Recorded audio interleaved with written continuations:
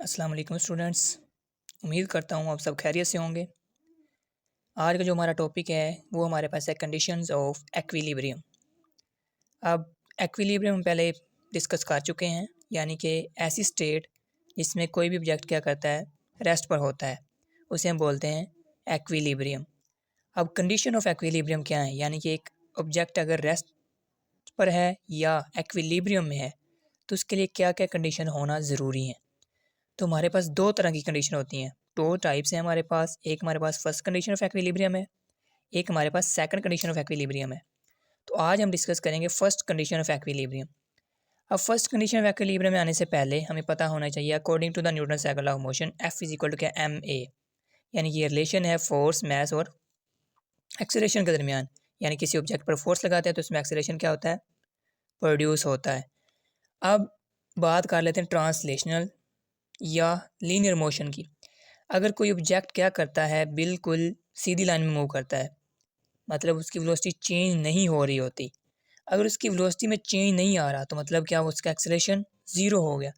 अगर acceleration zero हो गया, इधर हम एक्सेलरेशन की वैल्यू को क्या कहते हैं, पुट करते हैं, जो है ज़ीरो को अगर पुट कर दें तो फोर्स हमारे पास क्या हो जाएगी, ज़ीरो। तो टोटल फोर्स हमारे पास क्या होगी, ज़ीरो। ये जो सैम्बल हम डिस्कस कर चुके हैं इसे बोलते हैं सम ऑफ। तो मतलब क्या हुआ, सम ऑफ फोर्सेस वो क्या हो गया आपके पास, ज़ीरो। एक बॉडी की फर्स्ट कंडीशन ये है, फर्स्ट कंडीशन ऑफ इक्विलिब्रियम हमारे पास क्या होगी, अगर उस पर लगने वाली फोर्सेस क्या हैं, ज़ीरो हैं।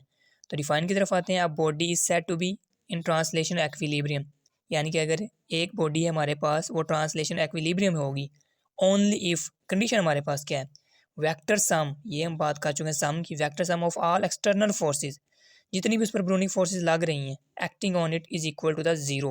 वो हमारे पास क्या होनी चाहिए, ज़ीरो होनी चाहिए। अब बात कर लेते हैं एक्सटर्नल फोर्सेस को, हमने बात कर ली, लेकिन अब देखेंगे कोप्लेनर फोर्सेस कौन सी होती हैं हमारे पास। कोप्लेनर फोर्सेस कौन कौन सी हो सकती हैं।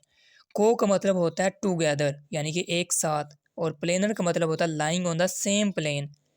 सेम प्लेन का मतलब क्या है, जैसे कि अभी एक पेज है हमारे पास, ये हमारे पास क्या है, पेज है। इसका प्लेन जो मैंने नीचे बुक रखी है वो, और अगर मैं इसके ऊपर ये पेंसिल रख दूँ तो ये पेज और ये पेंसिल यानी एक ही प्लेन के ऊपर क्या कर रहे हैं, लाई कर रहे हैं। इसे हम बोलते हैं कोप्लेनर, यानी दोनों पेंसिल और पेज का प्लेन एक ही है, इसलिए उसे हम क्या बोलते हैं, कोप्लेनर। अब हम बात करते हैं कोप्लेनर फोर्सेस की। कोप्लेनर फोर्सेस मतलब दो या दो से ज़्यादा फोर्सेस क्या करेंगी, लाई कर रही होंगी, acting in the lie within the same two dimensional plane. ऐसा सिस्टम है हमारे पास जिसमें दो या दो से ज़्यादा फोर्सेस एक्ट करती हैं, लेकिन वो क्या कहाँ पर होती हैं, टू डिमेंशनल। टू डिमेंशनल का मतलब है 2D, एक्स एक्सिस भी होंगे और वाई एक्सिस भी होंगे। अब जो उसमें फोर्सेस का रिजल्टेंट होगा वो किसके बराबर हो जाएगा, एफ के बराबर हो जाएगा।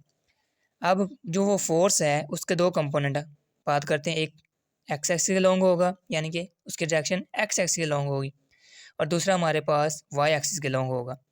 तो पहले बात कर लेते हैं अलॉन्ग एक्स एक्सिस की। अब पहली फोर्स, दूसरी फोर्स, तीसरी फोर्स, अप टू सोन फोर्सेज, जितनी भी फोर्सेज हैं, हमने कहा है दो या दो से ज़्यादा फोर्सेज एक ही प्लेन में अगर लाई करती हैं, वो जो हमारे पास फोर्सेज उनका सम क्या होना चाहिए, ज़ीरो होना चाहिए। तो सम ऑफ एफ ऑफ एक्स मतलब तमाम वो फोर्सेज जो एक्स एक्सिस के लोग हैं उनका सम क्या होना चाहिए, ज़ीरो। इसी तरह जो हमारे पास हमने बात करना 2D की, तो दूसरी जो डायरेक्शन उसकी होगी वो कौन सी होगी, वाई एक्सिस के लॉन्ग होगी। तो वाई एक्सिस के लॉन्ग जितनी भी फोर्स लग रही हैं, F1 है, F2 है और F3 है, उनका भी सम हमारे पास क्या होना चाहिए, ज़ीरो होना चाहिए। हमने ये कहा। अब दूसरी डेफिनेशन की तरफ आते हैं, sum of forces along the x axis, वो किसके लॉन्ग लग रही होंगी, sum of the forces along the y axis, उनका जो सम है वो भी क्या होना चाहिए आपके पास, ज़ीरो। तब होगी आपके पास फर्स्ट कंडीशन ऑफ एक्विलिब्रियम। तो ये हमारे पास है first condition of equilibrium, sum of all the forces, जितनी भी फोर्सेज हैं उन सारों का जो मजमूआ है वो क्या होना चाहिए, ज़ीरो। तो वो होती है फर्स्ट कंडीशन ऑफ एक्विलिब्रियम। शुक्रिया, आपने इसको अच्छे से रेडी कर लेना है। कल हम देखेंगे सेकंड कंडीशन ऑफ एक्विलिब्रियम।